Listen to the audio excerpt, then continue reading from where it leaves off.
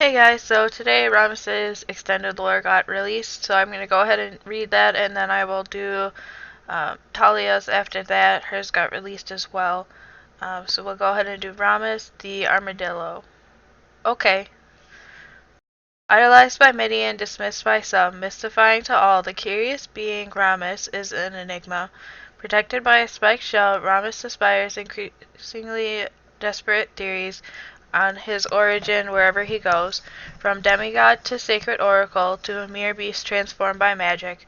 Whatever the truth may be, Rammus keeps his own counsel and stops for no one as he roams the desert.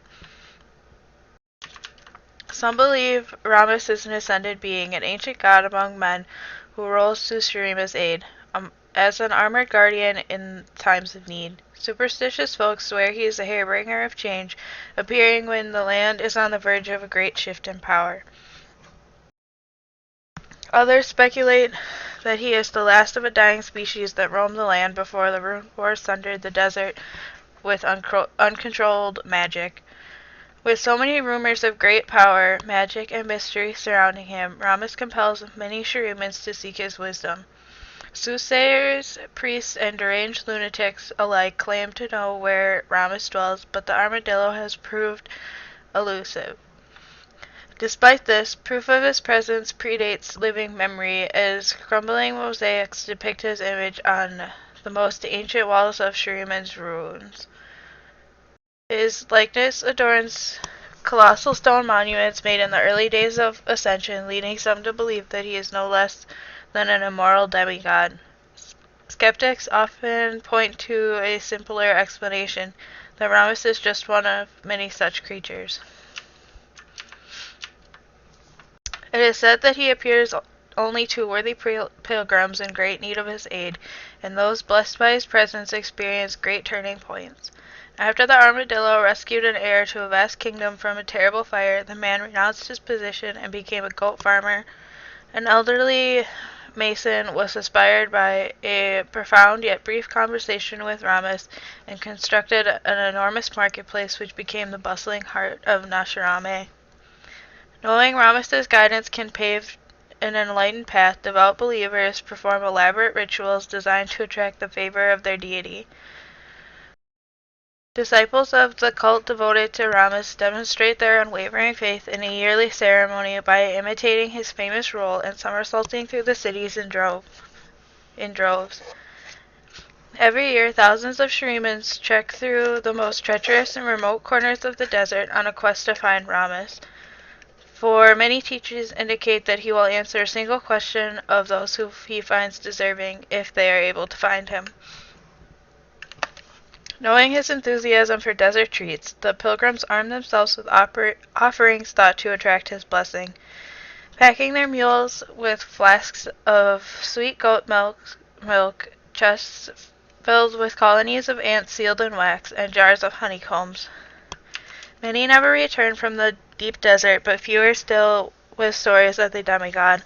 The travelers describe waking to find their packs mysteriously emptied of all edible provisions. Whether he is a wise oracle, ascended deity, or a mighty beast, Rammus is known for his miraculous feats of endurance. He entered the impenetrable fortress of Shiram, an imposing bastion designed by a crazed sorcerer. The structure was said to contain untold magic horrors, fearsome beasts mutilated beyond recognition, corridors wreathed in flames, impenetrable tunnels guarded by shadow demons. Not an hour passed when the enormous fortress collapsed in a plume of dust, and Rammus was seen rolling away. None knew why Rammus entered the darkened gate, nor the secrets that he learned within the basalt walls of the fortress. In the year of the great flood, he crossed the vast lake of Imali in 2 days and dug many miles deep to destroy a giant ant hill and its queen, whose daughters had devastated nearby farmland. Sometimes he appears as a benevolent hero. When invading Noxian warbands attacked the northern Shuriman settlement, the desperate tribes banded together to defend their territory beneath the Temple of the Ascended. They They were no match for the invaders in size or skill, and the battle was all but lost when Rammus entered the fray. Each side was so shocked to see the elusive creature that the fighting halted completely as they watched him roll between them. As Rammus passed the towering temple, the foundations of the building shook. The enormous stone blocks toppled onto the invading army, crushing many of its warriors. Now outnumbered, the army retreated with elated cheers from the Shirimans. While many swear Rammus saved the town out of love for Shirima, others argued that he was merely defending the territory in which his favorite cactus flowers grew. At least one tribesman claims that Rammus was simply sleep-rolling and had no intention of taking down a temple.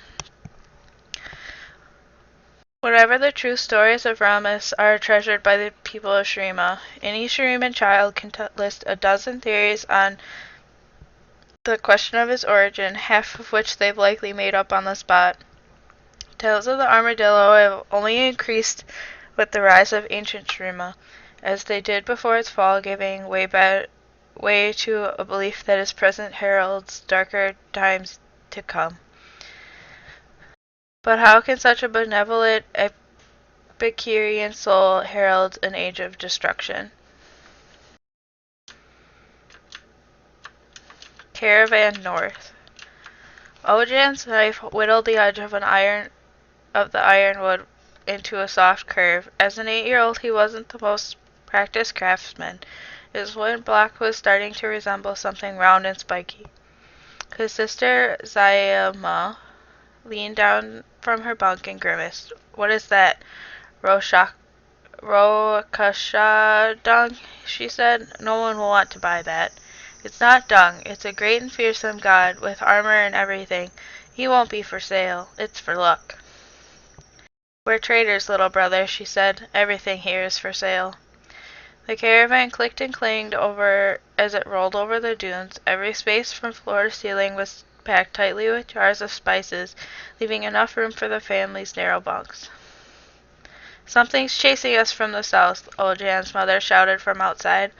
Ojan heard her whip crack, urging the camels to hurry their pace. Zayama leaned out the window, staring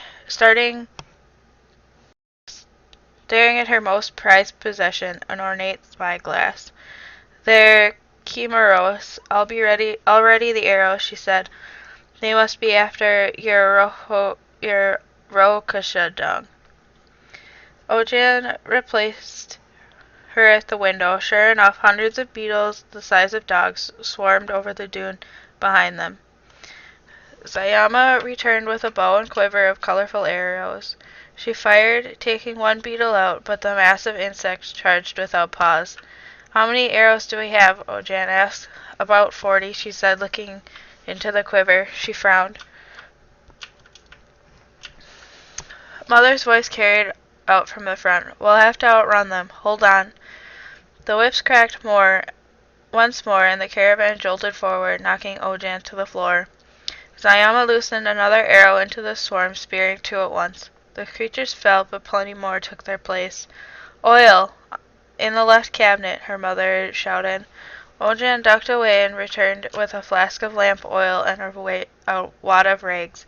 He doused a piece of cloth before wrapping it around the tip of an arrow. He lit the bundle on fire and carefully handed it to Zayama, who blasted the flaming shot into a cluster of beetles.